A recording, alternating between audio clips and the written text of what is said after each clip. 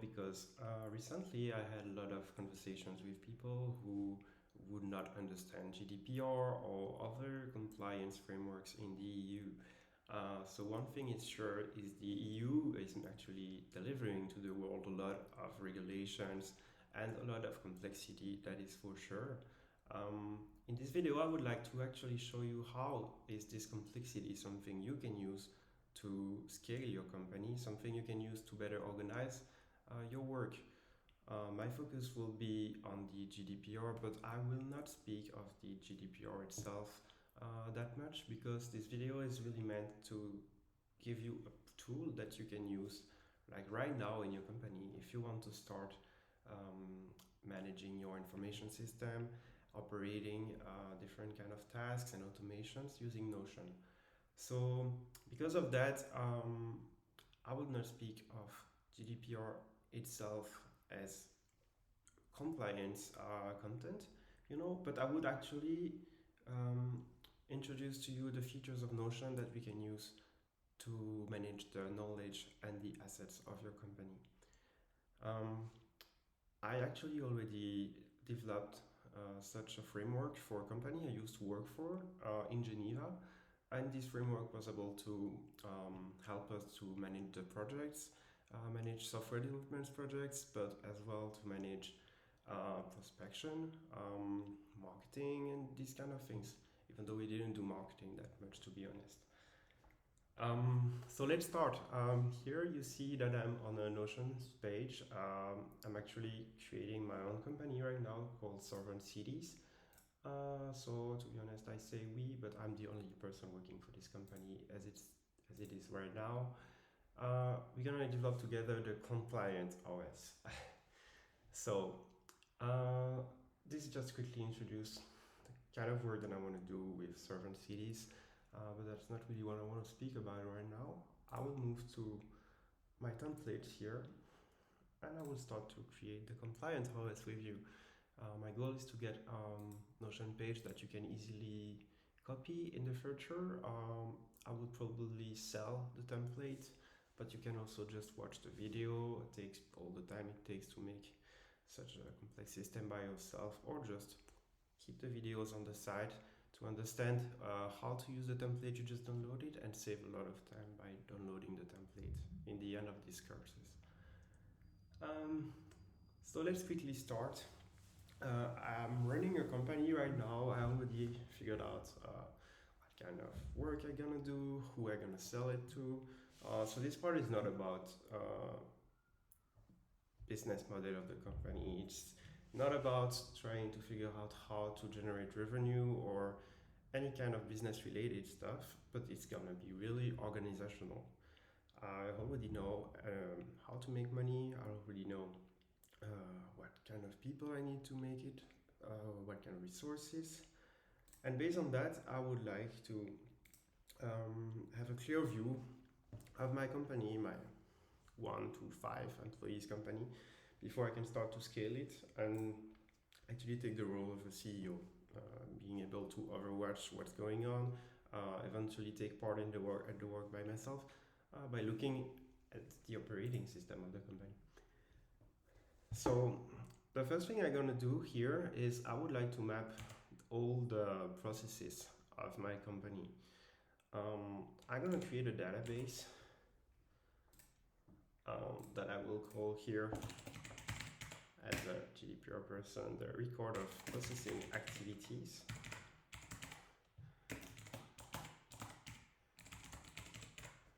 Here is it. I will delete all the stuff here. And I will just add a little thread here. I don't like this one though. Okay, let's just start with this one.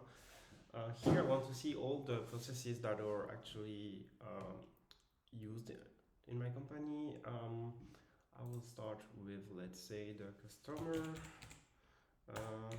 onboarding process. That's one example out of the blue. Onboarding, yes. We'll remove this, I don't need it now. And here I have my first activity part of my record of processing activities. I want to make this activity resilient.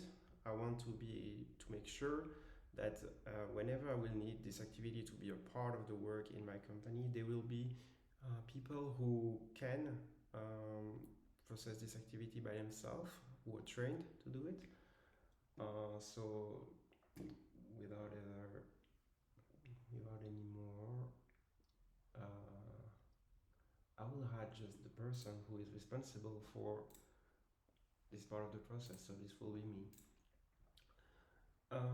I also want to know what kind of informations are issued by these tasks, and for that I will need to create another database, because the information system itself is not only consisting of activities, but it's also consisting of data points, data models, and data flows. The data point is actually the piece of data that some process will issue regarding one specific person or one specific asset. And then the data model will be more like, how is this data issued? Like, if I speak of a person, do I mention the age of this person? Do I mention the address of this person, or these kind of things? And the data flows will be, where is that data going through? Like, it will, of course, go through this process of customer onboarding, but what's next? Like upselling, or like dealing with demands, or whatever, with stocks maybe. So I want all these data to be linked by different activities, so that I get a clear view of what's going on in my company. That's the whole point of any compliance framework. You need to be able to audit the company to make any compliance work. And that's of course something you also need, I believe. If you don't want to create your company around yourself or around specific people that might eventually leave the company, I believe that's the only way you're gonna sustain your company, and not just suddenly drop half of your ongoing activities because someone suddenly leaves. So, database. I want to map the data. Let's just call it data right now. And this represents the data quite well, at least for people of my age who used to play the PS2 with their friends. I know this is not a PS2 actually, but still. For the activity we previously created here, customer onboarding process, I will create a relationship with, a relation. There is no relationship going on in this company yet. So I will create this relation with the database. There won't be a limit because this activity can deal with many pieces of data. And I will add the relation, sorry. So I can actually show the activity on the database. And if I come back in the data database, I will see that this column here was created, and I can start linking. So the piece of data I'm handling right now is the name of the customer, and also handle the message from this customer. Here they are, I don't need this. And I will say, okay, they are both linked with the customer onboarding process. Here I got a clear view of what data I need to deal with this customer onboarding process that I just created. Of course, you can use already this system to document the process inside the page. You can add diagrams from here, like diagrams you would create on Excalibur or other diagramming tools like Miro, whatever. You can use like actual inline documentation as well. Do that. Then do that. You can add BPMN diagrams. and so on. So to make sure you actually provide some training inside your company and can easily onboard not only customers but also workers. Um, the next thing I might want to do now is to understand what are the tools or the third parties that I need to actually process this activity. It might be hard to onboard customers and read the message they send to me if I don't have any tools for them to do so, and for my employees to receive the messages and to be able to follow up with the customer. So the thing I will add here is actually the vendor management system.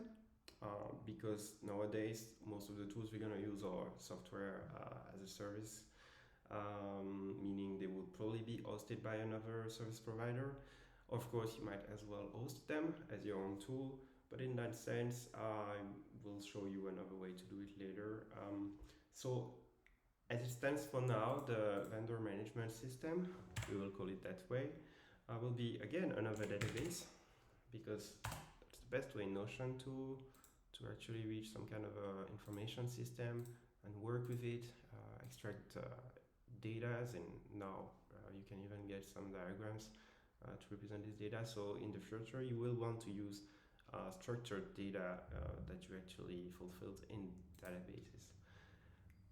So I'm gonna put a beautiful icon for vendor management. I really like this one. Like, I don't know for you, but I believe everyone should be able to buy carrots in their company to run a customer onboarding process.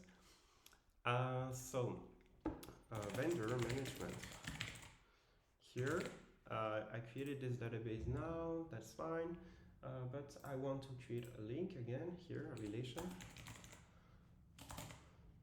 So I will create the relation with the vendor management system.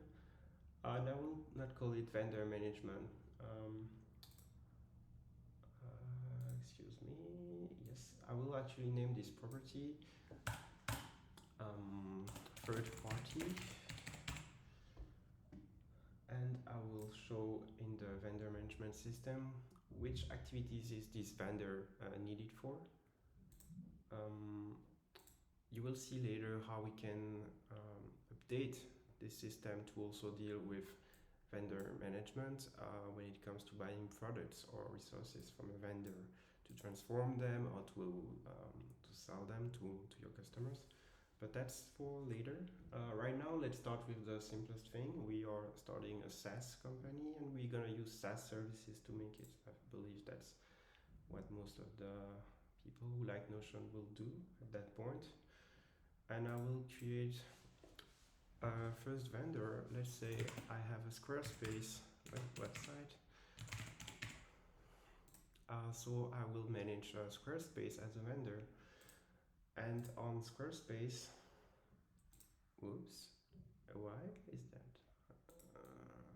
Okay, I don't need that indeed.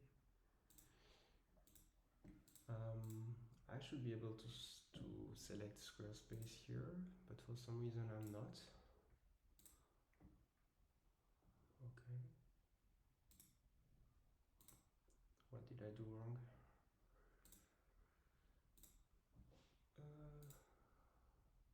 Okay, it was just not updated. So here is it. And now I can document, okay, my process is that one, one customer has for quote on our website, and I can put a link to the Squarespace resource here where I will document how we can update this part of the process, like how we can change how the form is displayed, or how we can change the privacy policy. Sorry, I didn't mean to insult anyone here.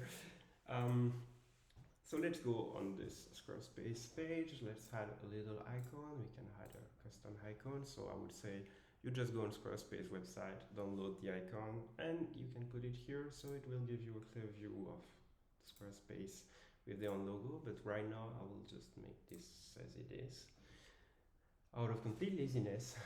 And say you can use Squarespace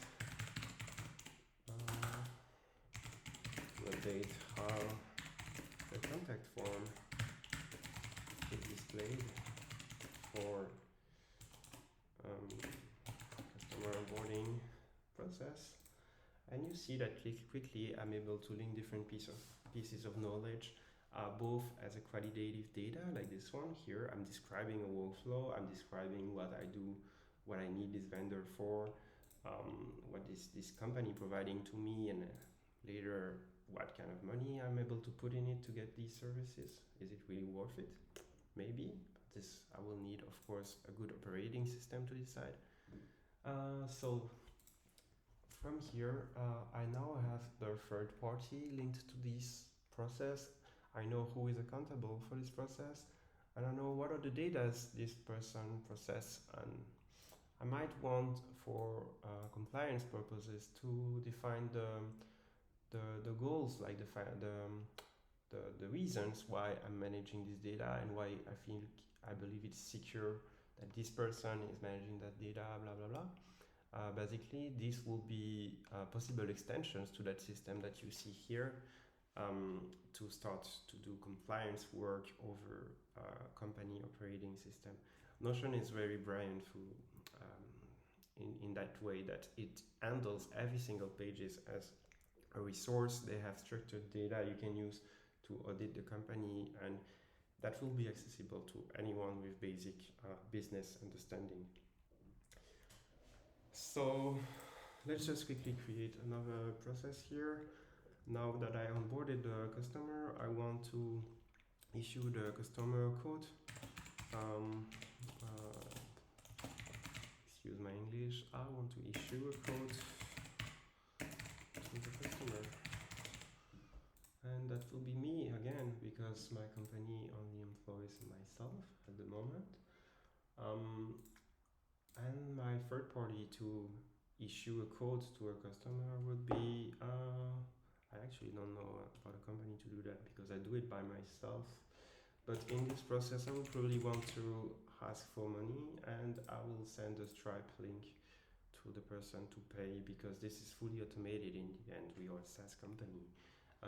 That's of course not the case of my own company, because my company is only doing consulting at the moment.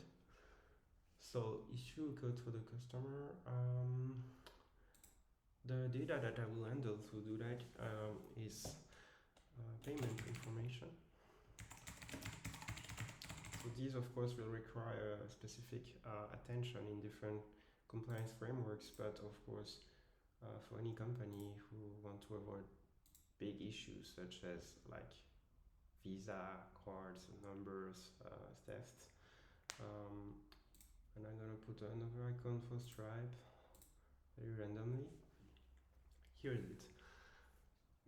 What do I want to do now? I can show different piece of data, but this is still a bit operational right now.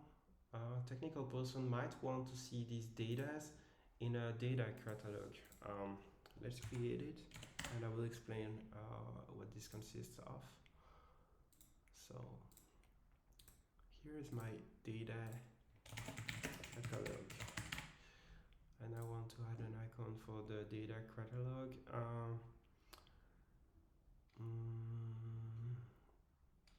No, actually I will do something else. Sorry, because for this version I would like to try to use Notion's Notion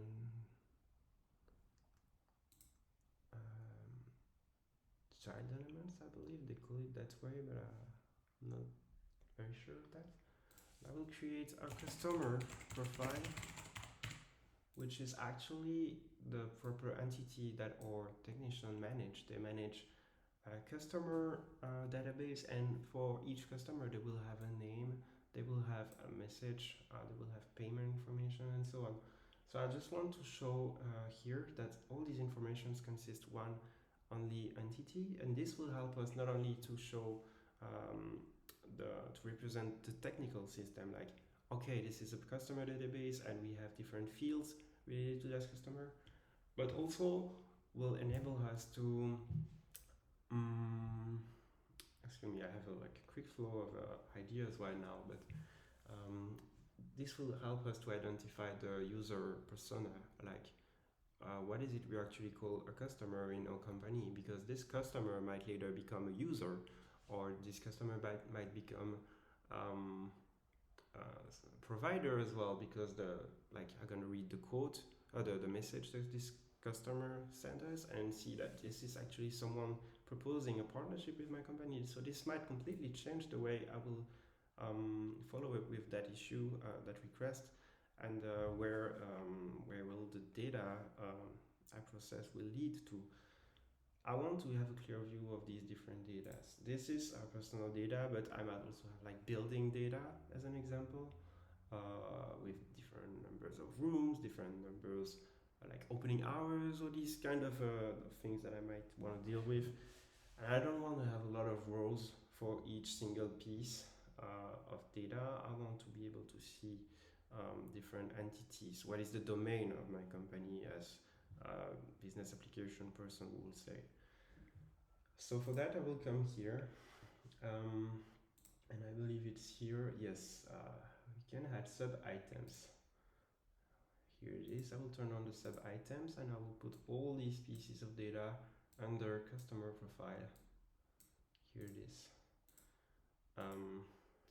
So now I can get a better view of, okay, we have customer profiles in our databases, and each customer profile has the name of the customer, a message from this customer, can even say messages to that point, and payment information. That's it. I want to see a relation here to get a better view. This won't take much time, so I don't think it's a loss to do it at that point. But I want to see where are these data stored, because I'm speaking of one database here for the customer profile, but it might quickly happen that there is more than one database. Actually, the message of the customer will be in Squarespace. I might replicate this data elsewhere in my own database for very weird reasons, but I might. The name of the customers will be in Squarespace as well, and the payment information will be both in Squarespace and Stripe. So here I have a better view again. Now I can move. I can move to something more important, maybe. I believe this is the best base you have right now to start building new stuff. The next thing you might want to track is the ongoing processes. So we still have this record of processing activities here, but this actually explains how is a process designed. It is not something you will use to track every single process. If I have a second customer that is being onboarded, I won't create a second item customer onboarding process here. This will be completely lose of visibility for my operating system when I'm just want to create an interface to help these people to track the ongoing processes. So as long as I have the configuration of the process here and it's well documented, I can come in Notion here and I can add ongoing processes, where I will be able to link this piece of data with different automation tools to follow, let's say with Stripe. Let's say I want to see like the resolution of this process. And by that I mean, is this process done? Is it ongoing? Is it blocked for some reason? And I believe they have a status option here that I will try to use for this. So I just mentioned blocked, so I can add the blocked option. And I would like to see it in red. Here it is. So Notion will be very, very good to use to follow all the ongoing processes of the company. But of course, you might want to add tags on this one because you might want to see only the onboarding processes or the payment processes. What I want to see here is if something has been done regarding the payment. As long as this will be validated, customer 1 payment as an example, and customer 2. These are all different options. They are defined by the processing activity here, and there is of course a limit, because in that case there is only one configuration for this type of process, and the instance of this process, here there are two instances of this process, will only be configured by one instance of processing activity as it is defined in this record of the processing activities. So of course I should finish to create this relation. There is one limit as I just said, and I won't show them on the configuration because this is no use to me or to any of my colleagues. Is this one-person company, and this is the issue code to the customer, which the expected outcome is to actually get money from this customer. So I don't need to link to any vendor in that case or to any piece of data because they are already defined in this configuration asset here, which is the issue code to the customer process. I believe Notion actually is really good to deal with processes as actual logical assets for the company. And that's what I'm doing here. You see it's powerful because I have all the documentations already done. I have all the logical links between things, and it's very easy for anyone to explore the logical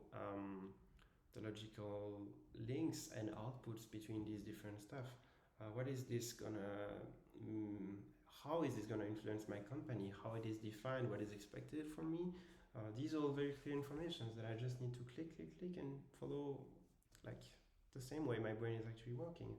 At least mine might not be how yours is working, and you might completely not like what I'm doing here now.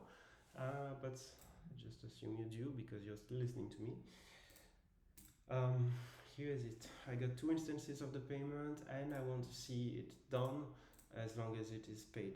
For that, I will need to connect with automation tools, connect to this database ongoing processes, select the processes linked to this record of processing activity, and mark them done as long as I have a payment for this customer one. And there you see where I'm going. I want to have a database with all my customers now, because how am I able to follow up with these different customers and to understand who are the stakeholders implied, who are partnering with me or who are benefiting from my work. I want to see that. So two things here. The partners, I can use the vendor management system, or I can create a partner management system. They might be different depending how you set up the company, but I believe in many cases they might fit together.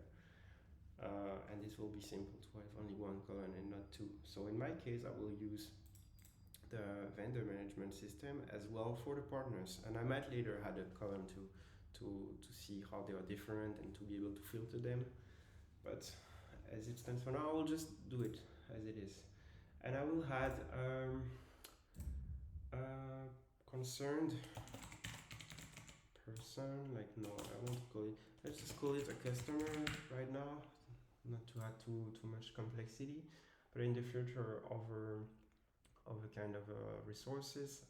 Speaking of customer as a resources here, it's actual person who will be the actual items we are tracking with several processes. Let's just call it a customer now. And the customer will be a relation as well. So let's create a database again. Yes, with customer one. Again, you can automate. You can get customer one created in your Notion database as an output after onboarding customer process that we defined here. And customer two.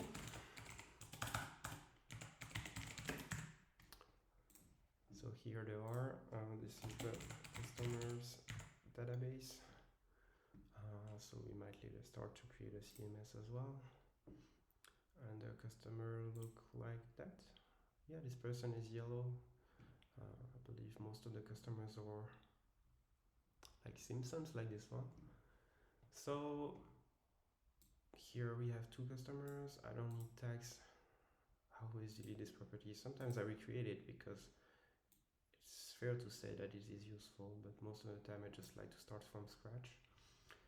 I have my two customers and I will come here in the ongoing processes and assign this property to the customers. So I create a relation, I click on customers. In that case, I have a limit of one page, but let's see how this system evolves later. And I will show it on customers. Yes. It will be actually better to only show the ongoing processes and be able to filter whether they are done or not. We might automate the fact that they are deleted and maybe put in another database to keep a record of all the processes done in the past. But I believe it's better to use the same database for that and use filters instead. So let's first create the relation here, and this one is customer 1, and this one is customer 2, okay.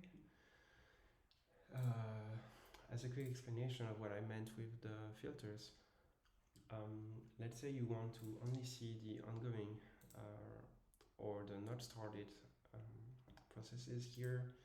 You will come, you create a filter based on the resolution, and I only want to see the in progress and the yet to do processes.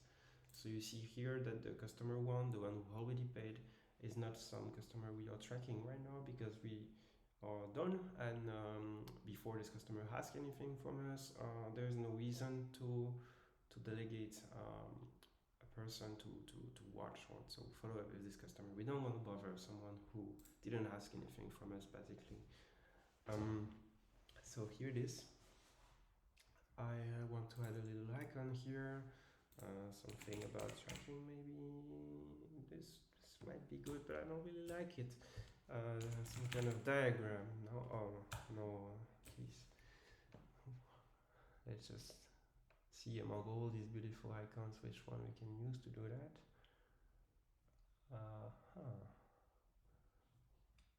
And that's the most interesting part of the video, because I have no idea what to use here. Chart.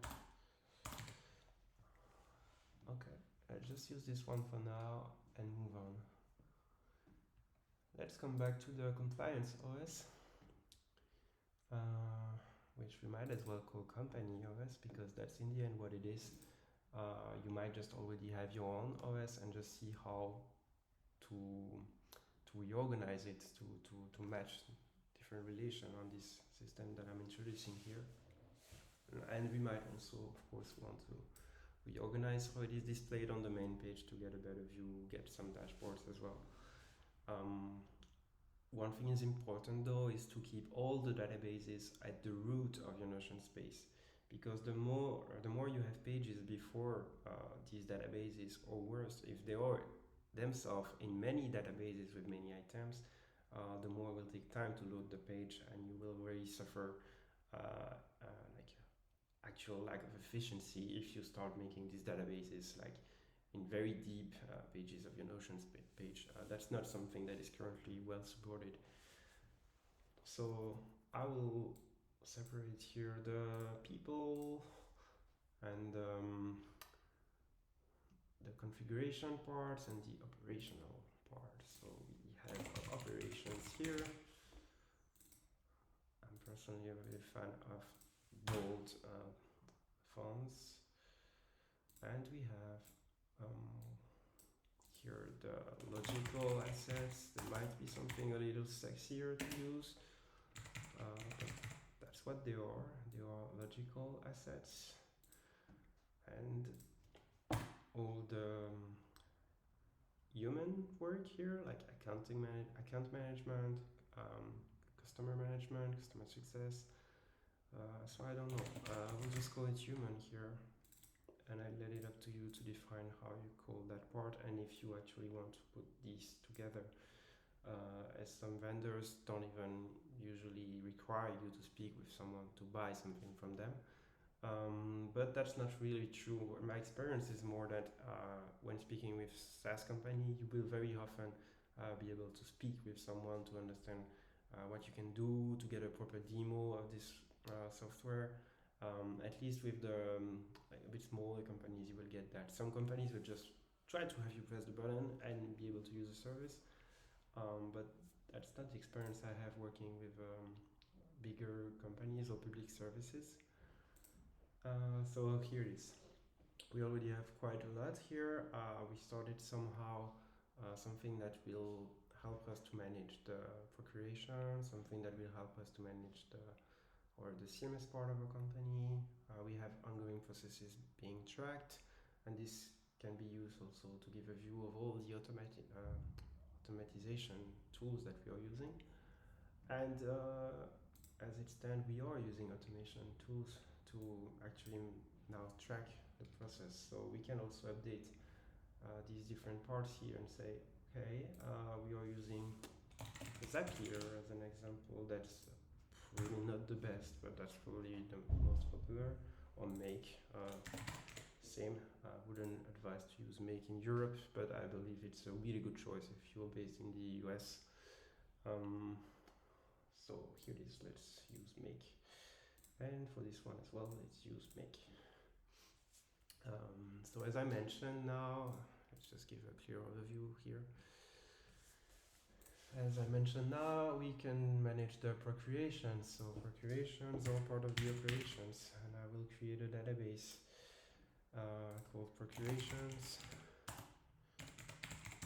And I want to introduce that we are actually, we have a subscription with that Make. We have a subscription with Stripe. And we have a subscription with Squarespace. Here it is. And what I want to do now is to be able to track whether I have to give them money and the service is still available to me. Do they need me to do anything to actually get the service back on the tracks? So I want to see, I forgot to call that in English, but the date of the next payment. Basically, that's what it is. Or like the period where the contract cover the use we make of this tool, and maybe the limits we can use this tool. Like let's say we are paying Make for 500 processes a month. And this is something I will be able to track using these ongoing processes here. I can see, okay, let's say they're all using Make to update the resolution property. Then I will see, okay, we have like this amount of processes here, and they are using Make right now. This can be, of course, updated. You can track per month, and you can have good data to use to know whether your subscription to Make is about to expire or whether you will have to upgrade your plan. Speaking of upgrading the plan, I want to see how much it costs me, and maybe you want to see the currency as well. No, this is just a simple select, not a multiple select. Here it is. I said it's a select, yeah, so currency. Here it is. And let's say Make costs us $10 a month.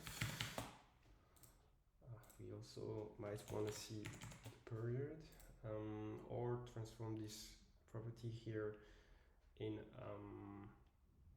text property. But something better would be to actually standardize whether you speak of month, days, years, or whatever. So I would just say it's always the amount of money you pay for the year. I believe it's the most relevant one here. So the cost per year. And if you decide to cancel your subscription before the end of the year, you will just delete it from here and add an extra cost as a one-time payment. As an example, let's say I might have used Zapier in the past, um, but I canceled before the end of the subscription and I didn't pay it for the year.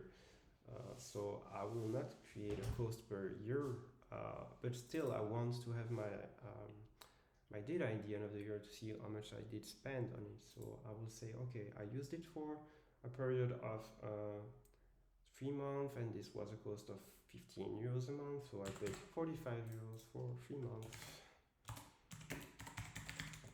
with Zapier. Um, and that's not a vendor that we are still managing right now because we're not working with them anymore. We just paid them at the 1st of September. It has been paid already. So I can rename this property down here by paid. Actually, I think this is something I can do. Yes, it is paid. This one is not in progress, but it's covered, I would say. So the period this year is covered by the amount of money we pay them yearly. Okay, I will just call it in progress. I believe it's more general. This one is in progress. They are all in progress because we're basically using them all, and they are in USD. Or no, this one is in euros. Shit. But I can actually update the data here. Squarespace. I know you can pay for Squarespace in USDs, but that's just an example here. Squarespace is a cost of, let's say, 120 a year. I have no idea. Make was of course a bit more here. Let's say 300 a year, and Stripe is 45 a year. I truly have no idea. And the next time of the payment will be the 31 of December for each of them because they are yearly subscription. And we want to see if they are related to a vendor that we are following or if they are just a one-time purchase. Even though you might still want to add the vendor for one-time purchase. This is completely up to you. So I create a relation and I will link with the vendor management system that we are creating at the moment. So you can see that we created a vendor management database, but as it is not a vendor management system. The vendor management system will come from these different databases that you will set up together in a specific dashboard for a specific team. And that's what the operating system will be about. We are currently creating all these databases, and they basically mean nothing very specific to anyone in the company because they are too generalistic. But because you have these logical links between these different entities, you will then be able to create different dashboards. And your company will have people working on something in a specific context while being able to exchange information with other people in another specific context. And they won't have to have a very detailed understanding of what's going on the other side. Of course, they will see the information in your system, but they won't have to mentally bother of understanding every single thing going on in the company because you have an operating system to do so. There will be only one page here because it's one vendor for each contract. I don't think there are any reason to find a contract signed with two different companies, at least in procurations. You might have that in partnerships, but that will be something else then. And you might actually represent the partnership as a conglomerate or some kind of association, so as a vendor of its own. You can use sub items if you want to. Let's say you have a contract with Instagram, a contract with WhatsApp business, and you want to display them all under Meta because it is Meta, and your company might have to deal with it for different reasons. I don't think so. At least if I don't speak of GDPR. And I want this to be linked to, I believe this one was Squarespace. And it was make Stripe Squarespace. Okay, so this one will be make and Stripe and Squarespace. I want to come back and add a logo for Bing. So you see I can easily do that and it will show up here, which is very convenient because you're reading all your procurations and you're following up with the amount of money you're gonna pay in the end of the year and how these decisions you make on the choice of tools for your company have an impact on your finances. But you can also quickly open a specific context regarding, in this case, a vendor, sorry, and see that Make has its own documentation page, its own contact person, our link to pay, and these useful informations if you only want to parse these different rows and quickly do some actions or research about what you are actually reading.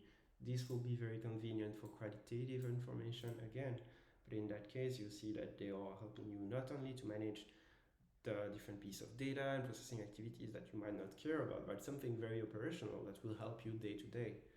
And I wanted to add a logo here. Make is made of bricks. Okay. So here it is. And you can calculate the cost of all these for this current year.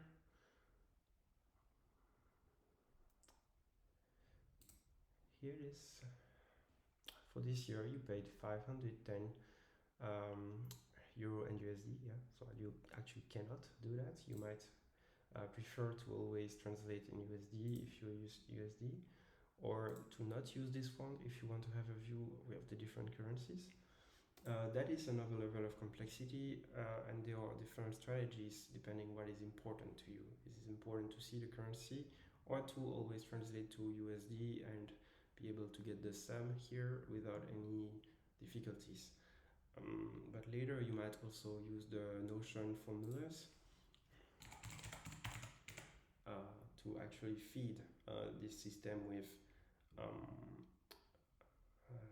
with data translated from USD to euros as an example. But that will be the work of a consultant, of course. You don't want to do that at that point.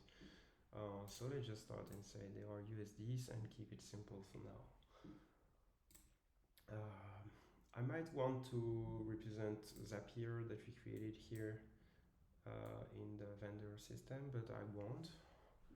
And that's it. You have different procurations for the year. You might create different tools based on that. You might create a form where people can actually order different materials or SaaS solutions for their work, and you might decide to create a validation system on top of this, and before you actually get to sign the contract and eventually get your product that you want to use.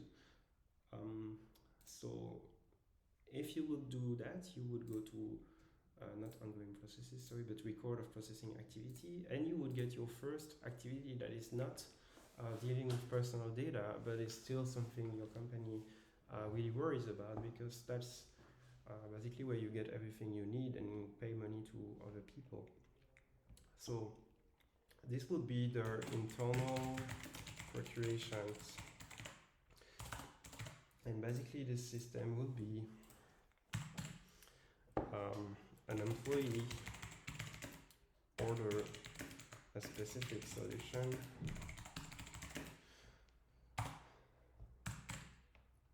the procuration employee validate this based on wiki page, because you might actually create a wiki that explains what are the policies to order stuff, what is allowed, what is not allowed, what is the budget, and so on. This is more a part of the knowledge management than the asset management we are doing now, but we will do it later. And then when it's validated,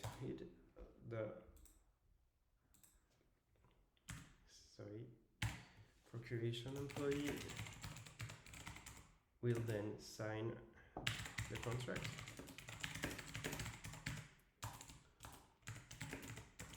and buy the solution. The result of that will be that you actually have now a new solution and maybe a new vendor pushed in this system you just created here. And we will created different interfaces to support this kind of work and be very helpful with the people who have to deal with all these data. They will not have to do the same work as the one we are doing right now, which is basically system management or information system management. What they will have to do is to use different forms that will themselves interact with these different databases that you see here to make the workflow easy and trackable. When I say trackable, I mean that the workflow won't be something that is owned by the people in the way that they have everything in their brain and you rely absolutely on them for anything, which is very toxic to them as well because they will grow a lot of mental load out of that. But trackable in the way that when they do something, they won't have to bother to explain to anyone what they just did, to inform. Of course, they can do it. It's helpful if they just send a message like, hey, I updated this piece of data or I filled this formula, but then you know what to do with it and the information is here.